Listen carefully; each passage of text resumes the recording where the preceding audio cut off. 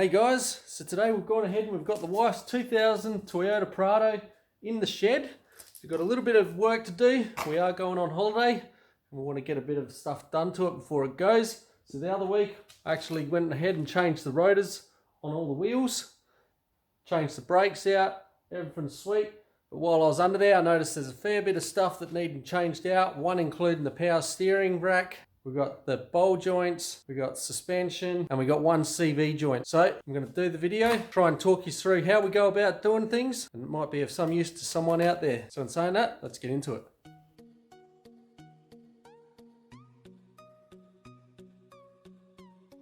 Alright, first thing you want to do before you go jacking up is crack off all the wheel nuts.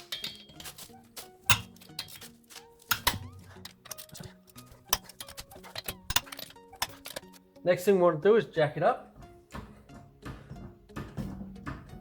We don't need the wheel heaps far off the ground, just enough that we can get it off.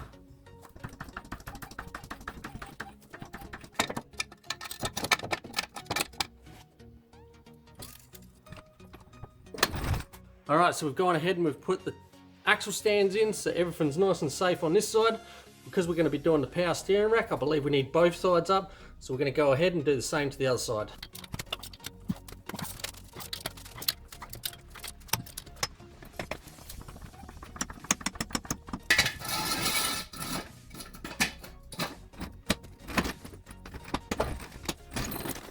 Alright, and because we're going to be working underneath it, the next thing what I like to do is just give it a bit of a shake.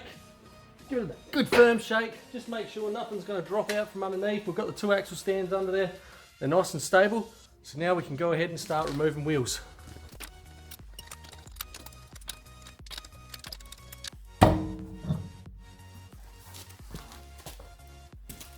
So this one's one with the dodgy CV joint. So what we're going to do is we're going to knock this cap off, and there should be a nut under here. Should be undo the nut, and that'll release the CV joint from the hub.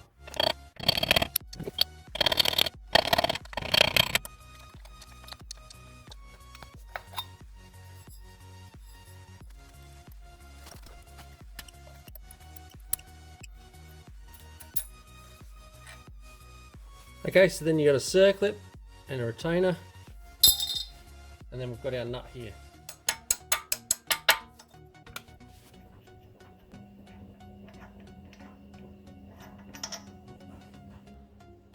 Okay, so now the CV is disconnected from the hub.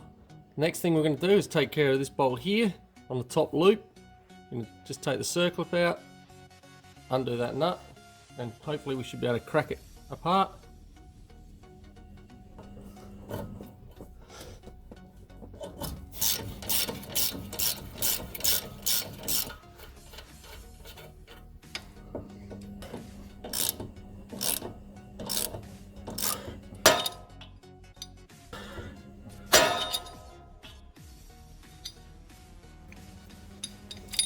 These bowl joint removers are well worth the investment,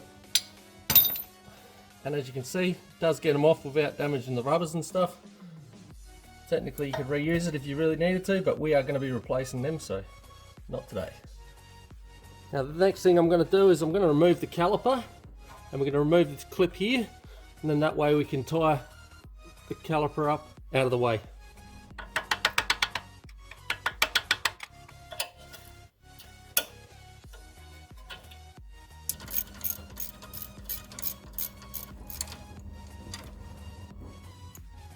So slight change of plans, just so we can hang the thing up, we need to be able to disconnect this bracket here, otherwise it was still going to be connected to that. So we've just gone and 12mm bolt, just connected to the arm here, disconnect that. Now we should be able to disconnect the caliper and pull it all aside. So you got two 17mm bolts at the back here. Need undone, once they're done, should be able to pull the caliper off. While the caliper's off, do not touch the brakes at all, otherwise you'll close the gap up and you'll need to respread it. And you want to have something just to wrap it up with once it comes off. So I've just got a ratchet strap here.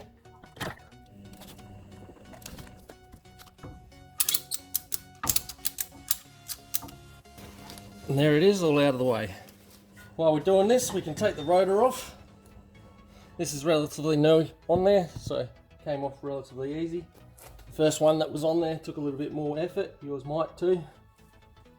The next thing we're going to do is we'll disconnect the power steering rack arm, and then we'll go for the lower bowl joint.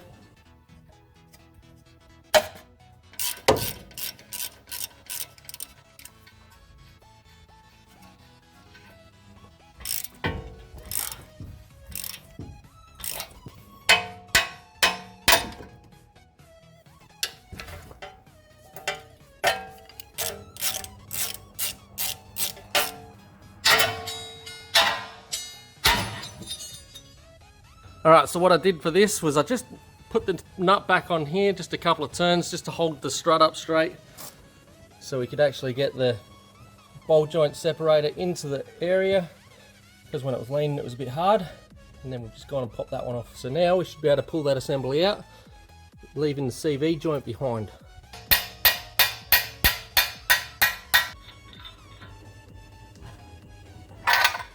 And out we go. Alright, and a nice firm yank on the CV joint should get it removed.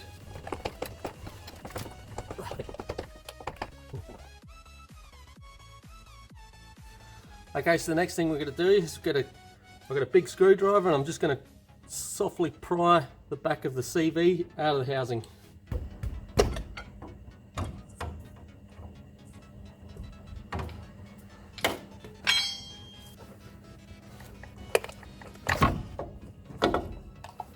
Okay, so what we ended up doing was you had one screwdriver on one side, and then I ended up using a pry bar, just put it in on the other side, kind of resting, and just gingerly tapped it, and it popped itself out. Just going to put a bit of oil around where the seal's going to sit.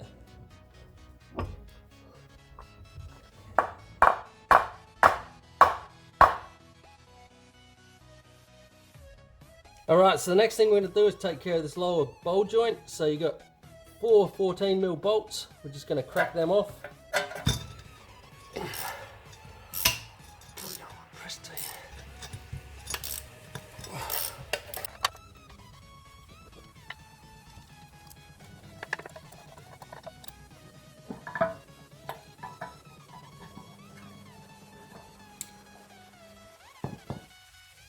Okay, so we've got our new lower bowl joint here, and the kit includes the actual bowl joint itself, 1 grease nipple, 4 bolts, and a circlip.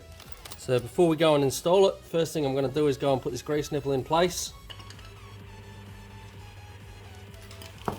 Alright, so I've decided to just clean up the old bolts and reuse them, only because they've got washers and flares, and the ones that they gave us with the actual kit don't have any, and I don't have any washers with me, so I'd rather have them on. You can just use a bit of Loctite on the thread. Also, I have cleaned up the mating surfaces off camera to make sure that they're all going to be good. Then we've got our rubber sleeve that just goes straight over the top, like so. Bolt holes should line up.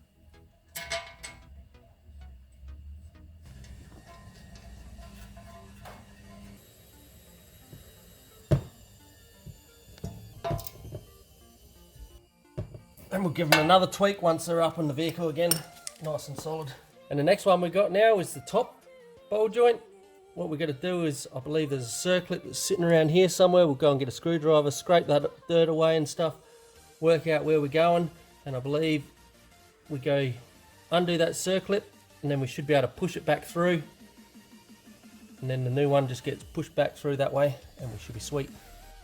And just lift it out of the way. You can use a screwdriver and just pry it out the rest. Bit ruthless, but we got it.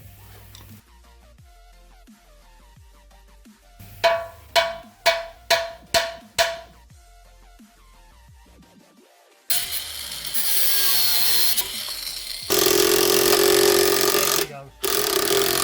Oh, that was fun. I got it.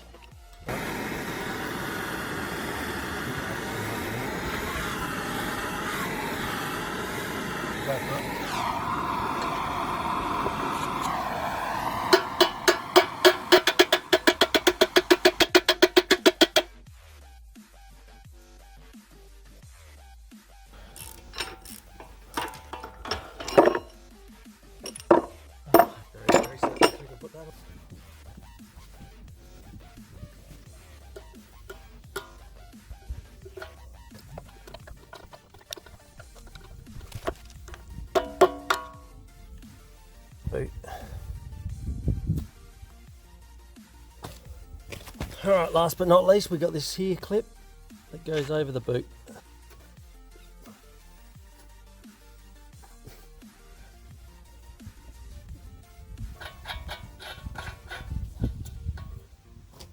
Okay, so the next thing we're going to do is we're going to put the bottom bowl joint in place, the CV in place, so then we can pull the caliper back off, put that back on the rotor, and then that way the next thing we'll be doing is undoing this suspension, pulling that out so we can change that out. Biggest reason I'm doing that is because I'm worried about these getting damaged if I try and do it any other way. So at least if we can get that all situated back into position, it's all safe, ready to go. So let's go get the arm, bring it back in. One of the things I like to do is just put a bit of never seize in the taper. That way when the taper goes in, it just gives it something to slide it in a bit easier, stop it from binding. Another thing is just putting a bit of grease on the spline. I don't think it's really necessary, but it's just something I like to do. Just tries to keep everything moving nicely.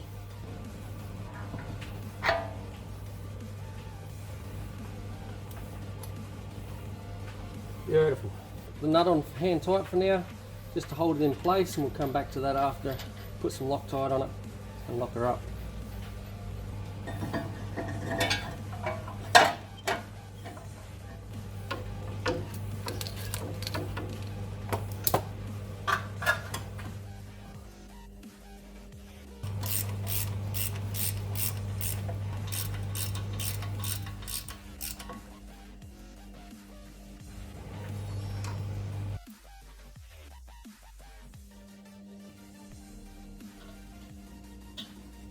Alright, so the next thing we're going to do is drop this shocker out now. So we've got 3 14mm nuts on top here, then we've got a 19mm, I reckon it is, bolt down the bottom. So start by cracking the top ones.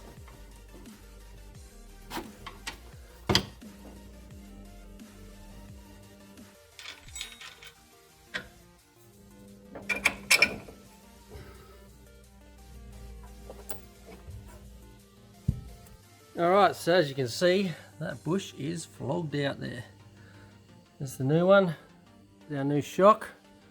So what we've got to do is we've got the spring compressor, we've got to pull the spring together, loosen the nut at the top, take that one out, put this one in, still compressed, put the nut back on, and then release it, and we should be good.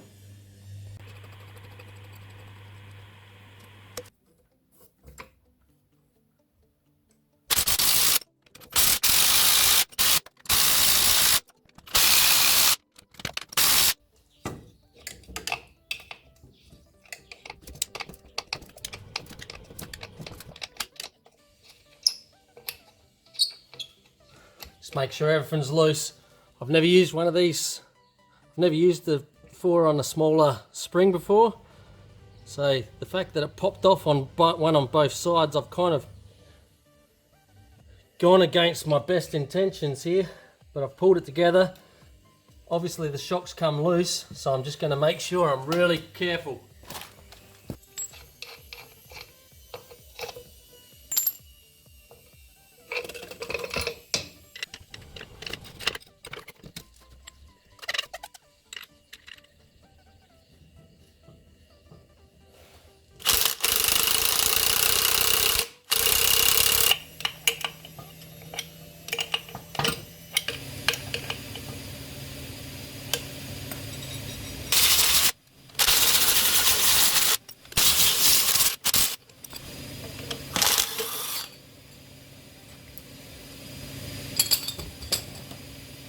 Alright, one done.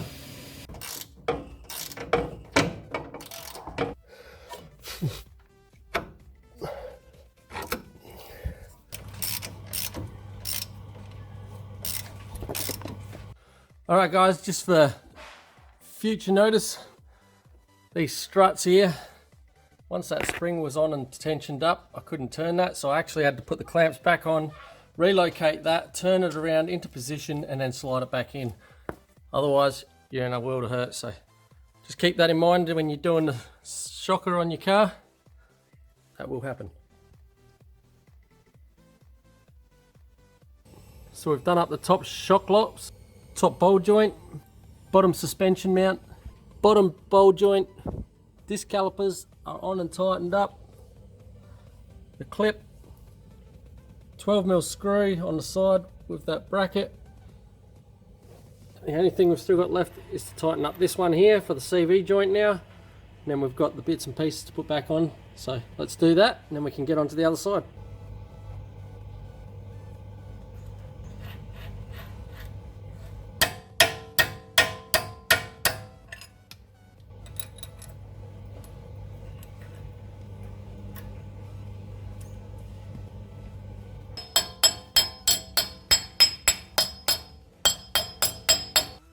Alright, so there we go. The driver's side assemblies together. We've got the upper, the lower bowl joints in place, the new shockers in place. Everything's all together, looking sweet. Tried to get a little bit of a shot, trying to do the upper bowl joint without as much hassle as the last time. Got a little bit better, but we still had about a mil gap and it seized up in the casting. So we end up having to still pull it in a little bit, that last little bit, to get the clip in. So next thing we're going to do is go and start on the power steering rack. First thing we've got to do obviously is drop the guards. That's probably going to give us a little bit easier access, and then we'll be able to, I think there's 2 bolts, 2 lines and maybe a line bracket, and we should be able to pull her out. So we'll get in, get that out.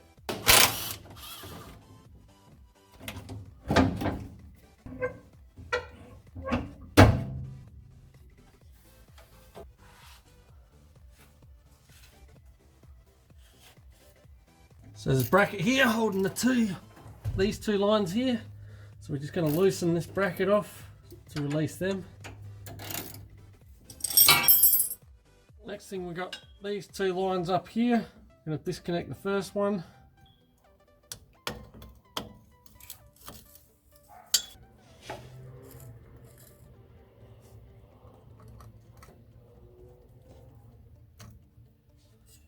Next thing we're going to do is disconnect the steering arm. I think if we disconnect this here knuckle, that's going to allow it to pull off the spline and hopefully leave the rest of the stuff there. So we've got a bolt here, a bolt here, and a bolt under here. I'm going to try and disconnect.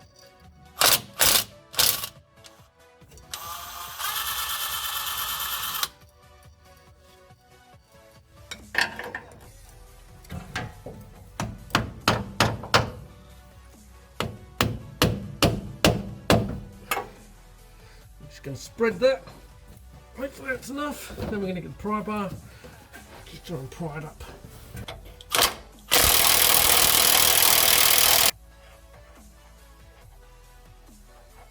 Okay, so that bolt goes all the way through the chassis.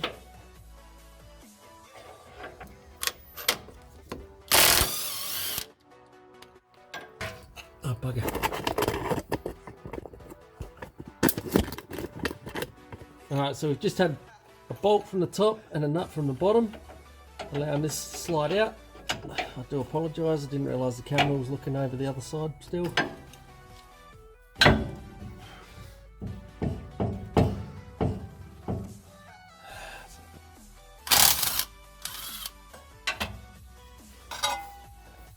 Got it.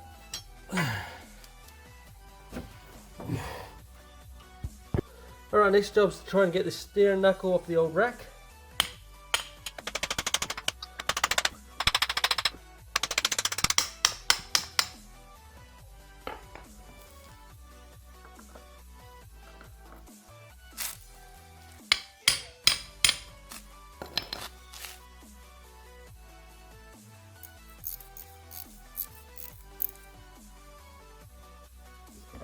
Now, just to make it easy, that one there is the right hand side. So what we're going to do, just so we don't forget that,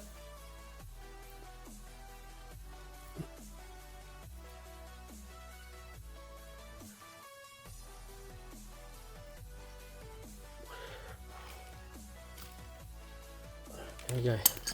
Alright, so what we've done is we've just cracked the nut here So now we actually get turn. So the whole idea of this line is what we're going to do is going to count the rotations out.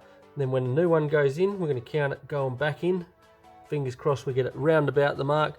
So when it goes in for its wheel alignment and everything, they can check it all out. And it should be sweet.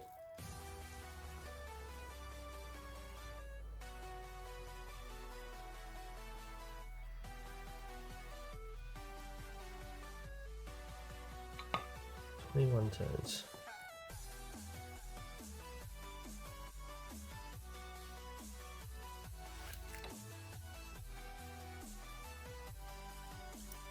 One.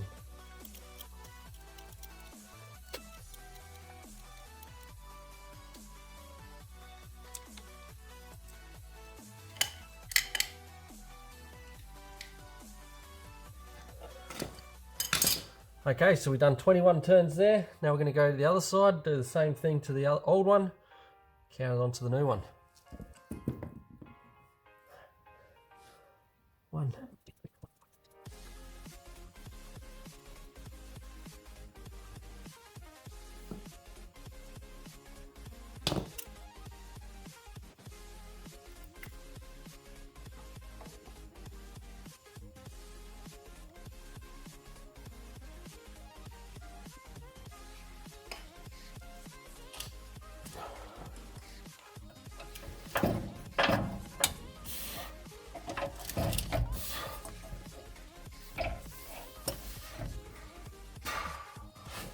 We've got a flat on the back of the spline up here. We're trying to locate where the bolt goes over the top of that flat. When you're doing this on your own, it's actually pretty hard. Actually considering maybe getting a jack and putting it up underneath, but we'll give it another try. We'll give it another try. See how I go. Just get me strength back. One in.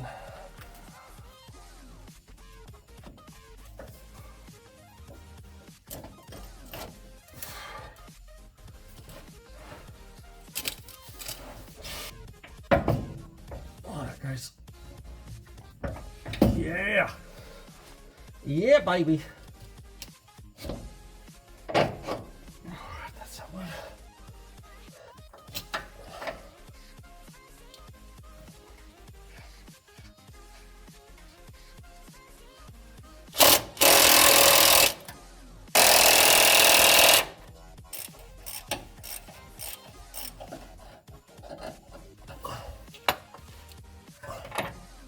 Oh, jeez.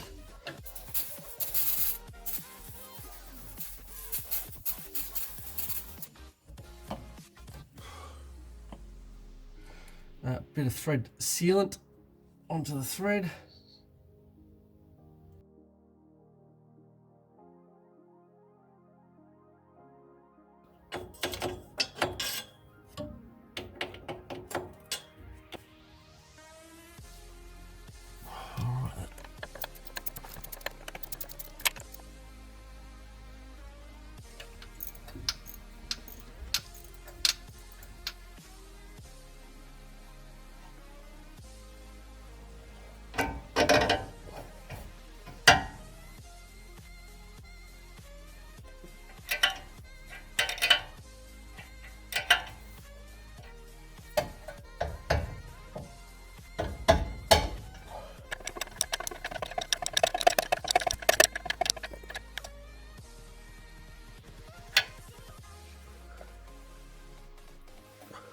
Alright, so the last thing we need to do now is add power steering fluid into the reservoir. Now we're going to put this in, then what we're going to do is we're going to start the car up, and you'll find that the fluid will go down because it will go into the actual power steering rack, and we'll just top it up from there. Alright, so I've just topped it right to the top there. Now we're going to go and start it up. Then what we're going to do is just turn the steering wheel side to side, and that'll allow the fluid to go into the rack. Make sure we're out of gear.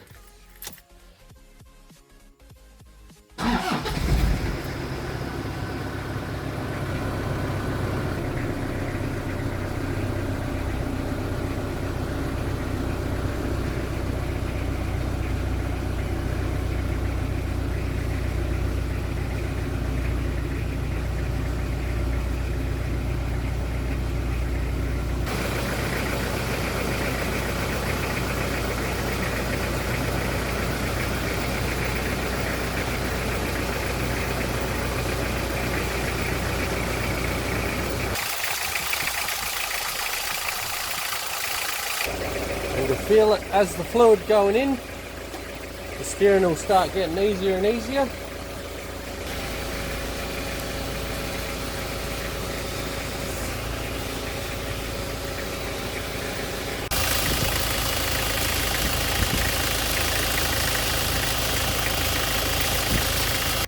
Alright guys, so the wheels are back on. We've taken it for a drive.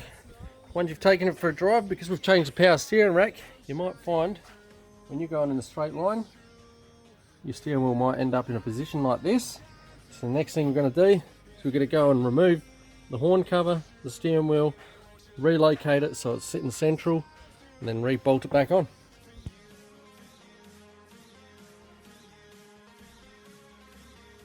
Okay, the next thing we're going to do is we've got our steering wheel here. Down the bottom of the steering wheel, right there, is a screw. We need to undo that. That's the bottom of our horn pad.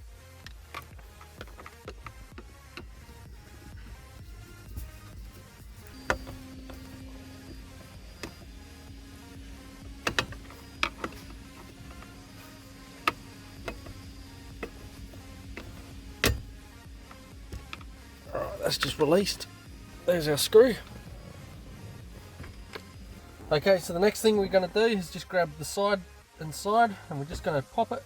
You feel it pop, just come out nice and slow. As you can see, we've got one wire here. We're just going to disconnect that, and that's our horn pad off, out of the way. Now before we go too far ahead, what I'm going to do is I've grabbed my marker.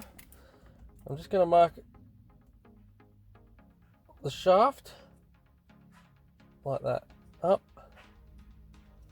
because we know that's pretty much in the right spot. Our wheels are straight there, so what we want to do is at the end of this we'll have up here in line with that shaft. Okay, the next thing we're going to do is just undo the nut.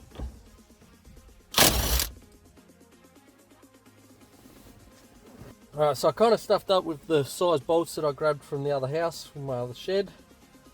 So I've only got two shorter bolts. We've got these two holes, so what I've gone and done is just remove the cruise controller out, which was just 3 screws to the cruise controller arm, 1 plug and 1 to the earth here. So that will allow us to now put the harmonic balancer puller on.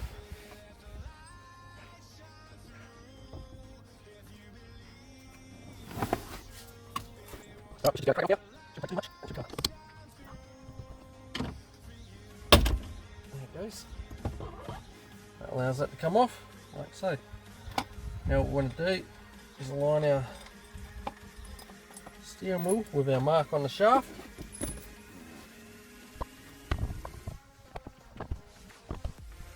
Looking pretty good there. Put our nut back on.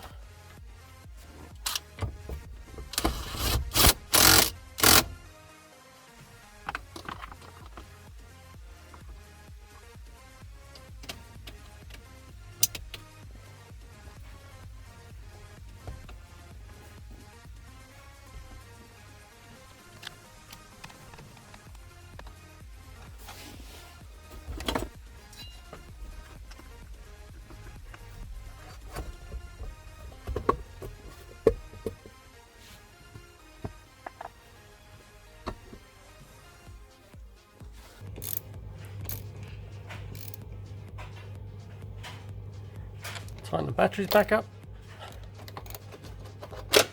Check the horn. Sweet as. So I hope this video has been helpful to anyone out there that may be doing the same job. Alright guys, so there you go. We've gone ahead, we've changed out the power steering rack, we've changed out the bowl joints, we've changed out the front suspension, we've also changed out the CV joints.